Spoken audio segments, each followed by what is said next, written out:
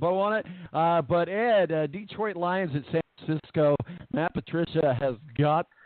Yeah, and what about Jimmy G? The big, he was undefeated. A lot of love heading Jimmy G's way, and he came up pretty small with the 3 picks. I think it's a tough game. I mean, Matt Patricia really doesn't look like he has any clue what he's doing based on what I saw on the field. Completely unprepared. I just don't think the Lions are very good. I think the 49ers will win this game. Jimmy G gets back on track, but it'll be interesting to see how he responds to a loss, first one of his career. Well, what are your thoughts, Jimmy G and the Milfs? I mean, the 49ers take on the Detroit Lions. What are your thoughts? I mean, like I said, it was interesting to see Jimmy Garoppolo come back to earth last week, having the first loss of his career. But, I still think he did some good things. Like Ed said, the Lions just looked totally unprepared. None of them looked good. And you look at a guy like Matt Patricia, who came in as a head coach. Their former head coach, Jim Caldwell, went 9-7 and 9-7 in the last 2 years, and that wasn't good enough to keep his job. So, sometimes coaches get a little bit of leeway in the NFL, but it'll be interesting to see how long the Ford family decides to deal with Matt Patricia if this season is terrible. And 9-7 can't keep your job. I think the Lions are going to be lucky to go 7-9 this year. I like the 49ers in this game.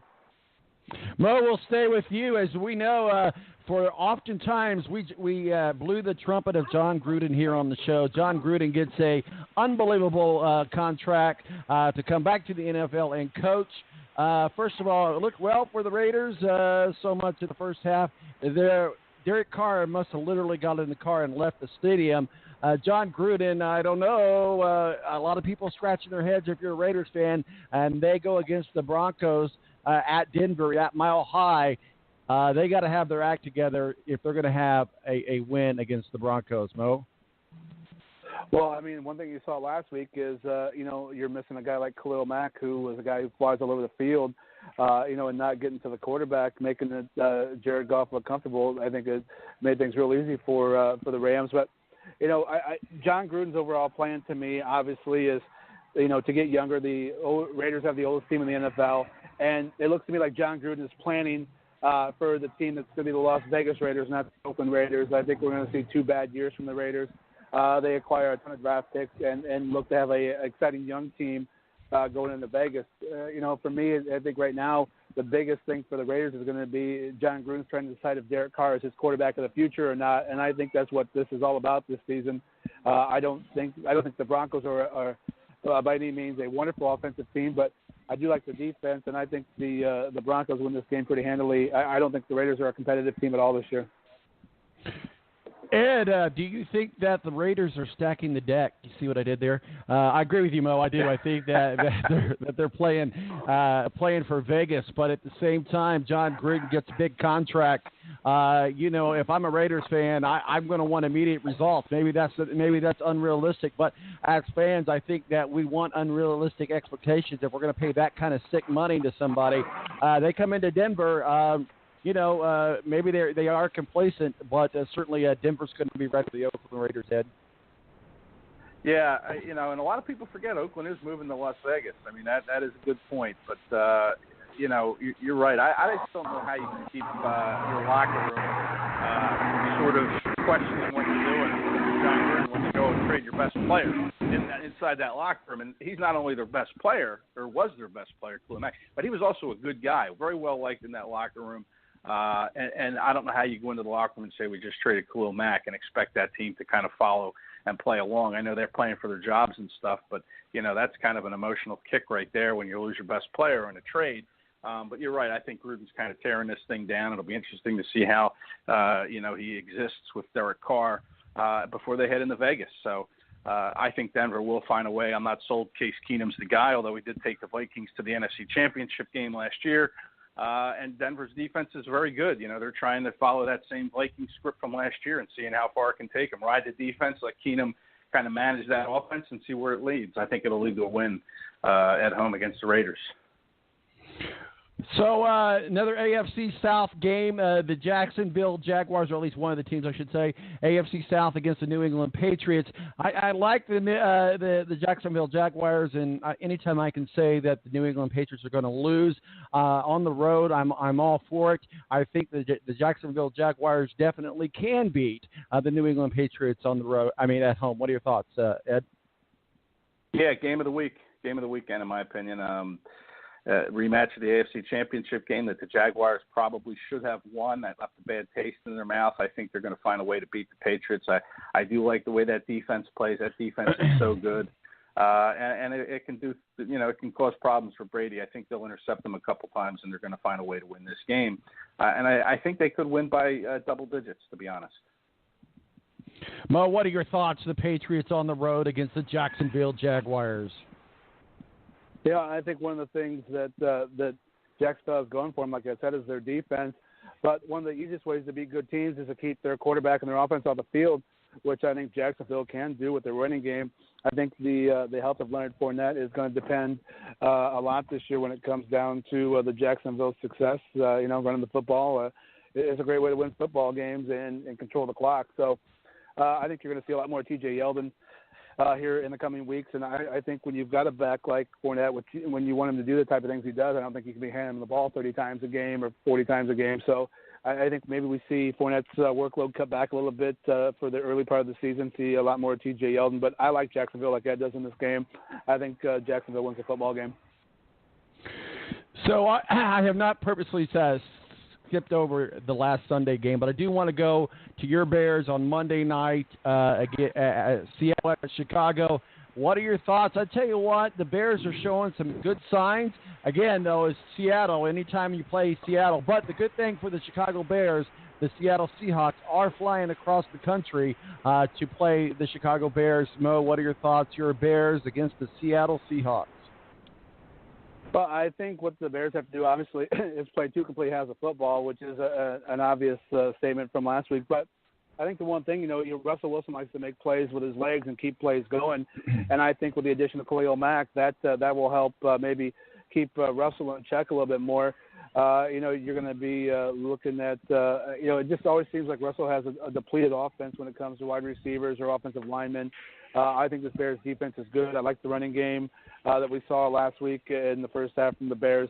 I think the Bears win the football game. I think we have maybe started to see the downside of the Seattle Seahawks. What once was is now no longer. I think we start to see the demise of them this year.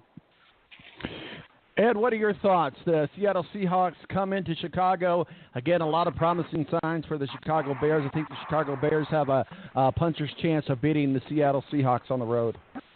At home, I'm sorry. Yeah, the Bears have to show – right, in Soldier Field. Yeah, I think the Bears just have to show some resiliency from last week. That was a tough loss for them to absorb after being up by, 20-0 or, being up by a lot anyway. And they have to be shocked that they lost that game. This is up to Matt Nagy to kind of pull this team together and just see how resilient they are. I think they will because they did have positive signs. And to me, Mo's right. Seattle is kind of on the way down. They just look kind of like a team that reminds me of the Eagles when Buddy Ryan coached them. When Randall Cunningham was the quarterback, it was a good defense, and they told Randall to go out and make 3 plays and we'll win the game because our defense will get us there. But this Seahawks defense isn't what it was. They still are strong at linebacker, but their secondary isn't as good. And I just think the Bears, they're kind of an up and coming team, and they're a young team, and they kind of remind me a little bit of the Eagles and Doug Peterson's first year when the Eagles went 7-9, but they lost a lot of close games. But they learned from that, and this will be a good learning game for the Bears going forward. Show some resiliency, find a way to get that first W for Nagy, and then going on from there. I think the Bears will win. So, guys, I purposely skipped over this game because I want it to be our final game that we talk about, because I want to put some thoughts into this conversation, if you will. This past week, we remembered 17 years since 9/11. I think all three of us can remember exactly what was going on with us that day. One of the things that I'd say the NFL did during that time was to have a football game. That was one of the most spectacular events, and that was the New York Giants. The Dallas Cowboys have always said they're America's team. The Dallas Cowboys have took a firm stand against kneeling for the anthem. I understand where this comes from and where it goes, but I just want to put some reflection on how united we were as Americans 17 years ago and how disunited we are as Americans 17 years from in 2018 with the NFL protest and anthem protest being just another lingering thing that shows division upon the Americans. As we look at this game this week between the New York Giants and the Dallas Cowboys, two teams individually have made significant impacts to what I think Americans are. 9/11, the New York Giants said, we're going to have a football game. They had a football game. And the Dallas Cowboys have always claimed to be America's team. They stand for the national anthem. Wherever you sit on the side of standing for the national anthem or not standing for the national anthem is the anthem of our country. It's the anthem of the United States of America. The word united has somehow left the meaning of who we are as Americans. Ed and Mo, as we reflect on this game and then reflect on 9/11, what are your thoughts about that? And we'll start with you, Ed. I hadn't really thought about it in those terms for this game, but you're right. We are, we're the divided states of America, it feels like at this point, and that happened over a very short period of time, 17 years. In the big picture, isn't a very long time to go from where we were to where we are now. But you're right. They played a football game, and I think that was we wanted to show the world that we wanted to show them that they can't impact the way we live our lives. We wanted to return to normal as quickly as we possibly could, and I think that was the intention back then, was to let's get back to normal. Let's show them that we are still the United States. They can't touch the way we live, the freedoms that we enjoy, and I think that was part of it. I don't know if they have anything planned Sunday night to kind of look back. I know it's not on September 11th, but really we should never forget that game. And you're right, Tom, that was a pretty important moment in returning to normal, was the playing of that football game. But other than that, I mean, it is a spotlight game. It's a Sunday night game. It would be nice if they recognize, what happened 17 years ago. And I don't know what the plans are. Maybe they will. But other than that, we have a game between two 0-1 teams that, the history shows that if you start a season 0-2, your chances to make the playoffs go down, are very high. You won't make the playoffs if you're 0-2. So one of these teams will be staring at 0-2 and having to buck the odds to try to get their season turned around to make the playoffs. And, it's going to be interesting to see which team that will be. It's going to be, I think, a very close game, befitting of an NFC East game. And, I think that the Cowboys will probably find a way to win this game. I'm sorry. I think the Giants will find a way to win this game. I think New York is probably the better team, top to bottom, roster-wise. But hopefully they'll have some kind of tribute for the 9/11, what happened back on 9/11.